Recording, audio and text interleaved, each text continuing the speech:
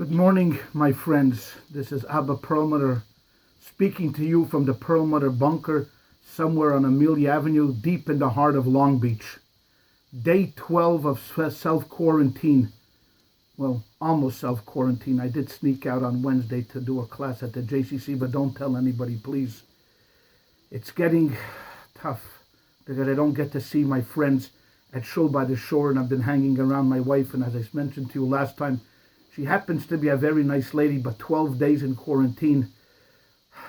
Okay, I'm going to try to stay positive because that's what we need to do. Just again, a little bit of an update. Unfortunately, we had to cancel our public Seder for this year and hope that everyone's going to be able to make their own Seder. We've arranged with a delicious and wonderful caterer up in Los Angeles. His name is David Leader. All of the information you should have received through your email, or it's going to be posted on our Shul by the Shore website. You can order all of your Pesach needs through him, a meal and all of the Seder plates. I think he even has matzah, and it will be picked up by us, and we will have it here at our home, and we will let you know when you can pick it up from our home. That's going to probably be a day or two before Pesach. It's Friday, and again, for the second Shabbos in a row, we will not be able to gather together at our beautiful shul at the JCC.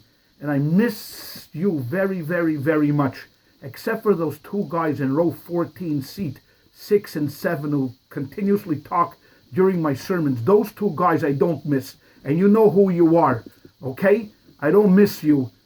All right, even you I do miss, okay? But as we are only corresponding these days through video, let me just share one thought about today's portion.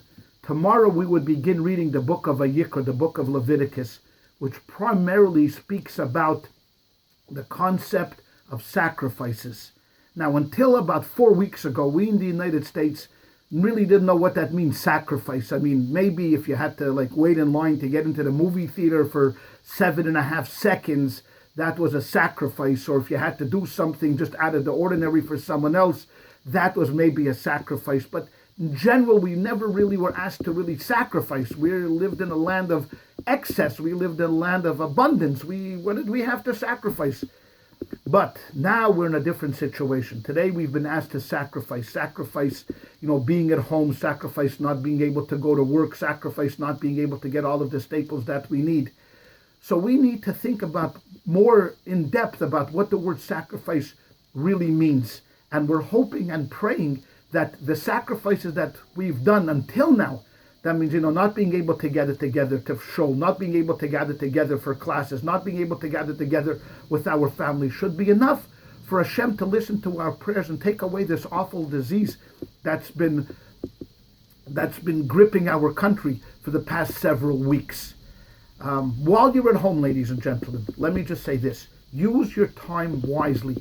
I got a beautiful call from one of our members telling me that he's taking this opportunity studying Hebrew. So when he gets back to shul, he'll be able to daven better with us. That was so encouraging to hear. And I want to tell everybody that the time that you are spending with your family is precious. Use it well.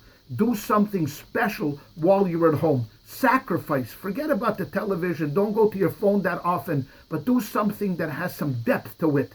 Spend time with your children. Call people that you generally don't call. Your mother, for example, she would love to hear from you. She even called me to tell me, please tell you to call her. All right? Even though she loves me more than she loves you, but still, give her a call, please. Ladies and gentlemen, I can't tell you how difficult it is not being able to hang out with you guys. But I'm hoping and praying that this will be the last weekend that we are going to have to do this. We have faith. We know that we are strong. The disease is not stronger than we are. We have to pray for those that are ill to have a complete recovery. And for those that are healthy, please do whatever the government has asked of us. Please do that. Social distancing, take care of yourself, wash your hands frequently, try not to gather together with other people. And before long, God is going to bless us because we are in the month of Nisan, a month of miracles where the Jews got out of Egypt. We will get out of this dilemma hopefully very, very, very soon. I want you to have a wonderful Shabbos, a good Shabbos, And I hope and pray that we'll be able to gather together very soon with all of our friends and all of our neighbors, with the ultimate blessing of the coming of Mashiach speedily in our day. Good Shabbos, be well, take care of yourself, and I look forward to seeing you guys soon.